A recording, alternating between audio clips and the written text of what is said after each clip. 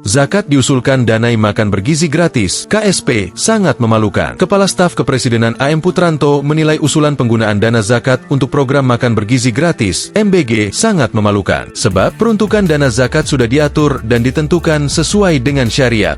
Anggaran makan bergizi. Tidak ada yang ngambil dari mana tadi? Zakat atau apa? Wah, itu sangat memalukan itu ya. Bukan seperti itu ya kami. Kata AM Putranto di Kompleks Istana Kepresidenan, Jakarta Pusat, Rabu, 15 Januari 2025. Ia menuturkan, dana zakat tidak serta-merta bisa digunakan untuk makan bergizi gratis. Pemerintah pun sudah mengalokasikan anggaran senilai 71 triliun rupiah untuk program makan bergizi gratis tahun ini. Program prioritas ini diimplementasikan untuk memberikan dukungan terbaik kepada ibu hamil dan anak-anak. Ya enggak kan?